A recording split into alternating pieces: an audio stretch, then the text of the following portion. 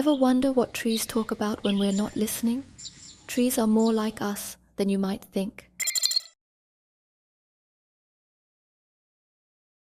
Trees in planted forests are like loners, isolated and struggling without the support of their neighbors because of disrupted root systems. It's like living in a big city but feeling completely alone. Planted trees are often harvested around 100 years old, missing out on the chance to form deep connections. In natural forests, trees have remarkable memory and learning abilities, adapting to their environment over time. Experiments with mimosas show that trees can learn and remember to ignore harmless stimuli, demonstrating their adaptability. Believe it or not, trees can scream. When they're desperately thirsty, trees emit ultrasonic sounds. We can't hear them, but other plants can detect these sounds and grow their roots towards them. Trees aren't just standing around. They're busy building communities, making friends, and looking out for each other.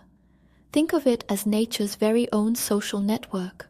Why do trees support each other? The answer is shared advantages and ecosystem stability. Tree relationships are fascinating, with friendships and support systems that mirror our own. Tree friends are careful not to overgrow into each other's space. Their branches may compete for light, but good pals know when to hold back, respecting boundaries and growing stronger together. They connect through roots, sharing nutrients and sugars, and supporting each other, ensuring no tree stands alone.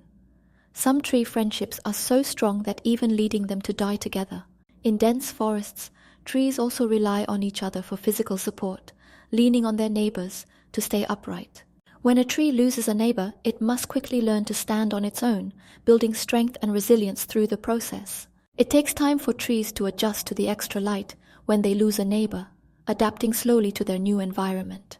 Trees grow stronger through cycles of pain and adjustment, reinforcing their trunks and adapting to changes.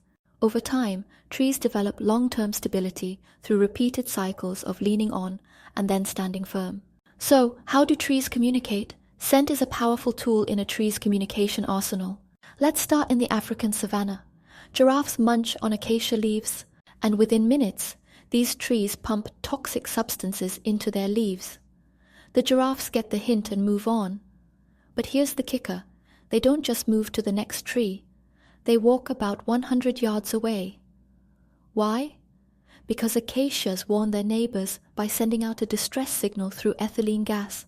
It's like shouting, "Danger! Incoming giraffes!" Trees also send electrical signals through their leaves and roots. Slow and steady, these signals trigger defensive compounds, making their leaves taste terrible to pests. A delicious meal turned into a mouthful of bitter disappointment. Some trees can even identify specific insect saliva. In response, they release pheromones to attract beneficial predators. Elms and pines release pheromones that summon parasitic wasps, which lay eggs in caterpillars. As the larvae grow, they devour the caterpillars from the inside out. Talk about having friends in high places. Trees have various ways of dispersing their signals. One method is through airborne signals. These signals are effective within about 100 yards. The advantage is that they can quickly cover long distances. Ever heard of the Wood Wide Web? It's a fungal network that transmits chemical signals between trees, discovered by Dr. Suzanne Simard. These signals travel much faster than the internal ones, reaching neighboring trees quickly.